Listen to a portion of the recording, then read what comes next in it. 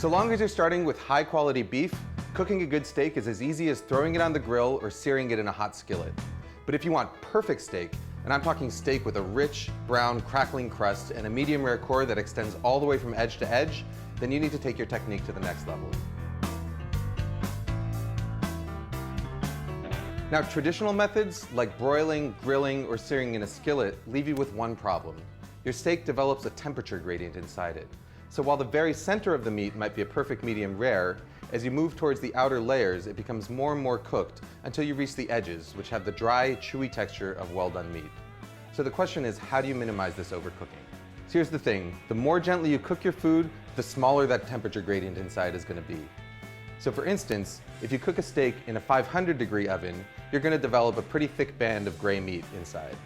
Cook that same steak in a 250-degree oven, and that gray band shrinks significantly. You may have heard of a concept called sous vide cooking, and the idea here is to take that low temperature cooking to the extreme. With sous vide cooking, you place your steak inside a sealed plastic bag and then put that plastic bag in a water bath held at the exact temperature that you want to serve your steak at, say 130 degrees for medium rare. About 45 minutes later, you take your steak out of that bag and it's perfectly evenly cooked from edge to edge with no temperature gradient and no danger of overcooking. The problem is that sous vide equipment is really expensive, but there's an alternative. A regular old $30 beer cooler. Even though a cooler is designed to keep cool things cool, it's equally good at keeping hot things hot. So all you've got to do is fill it up with hot water, adjust the temperature with boiling water or cold water, and then place your bag meat inside it to cook.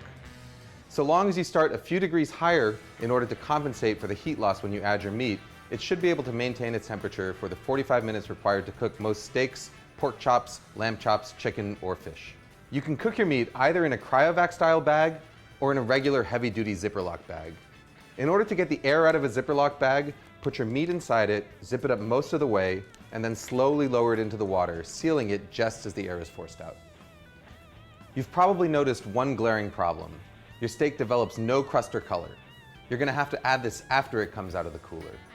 Now you can do this on a grill if you want to cook outside, but my personal favorite way is to finish it in a cast iron skillet. Just heat up some oil over the highest possible heat while you carefully dry the outside of the steak in order to help it brown faster.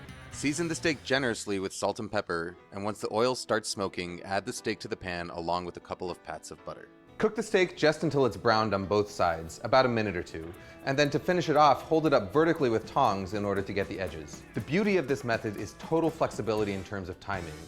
Once your steak comes up to temperature inside the cooler, you can let it sit there for up to a few hours longer without worrying that it's going to overcook.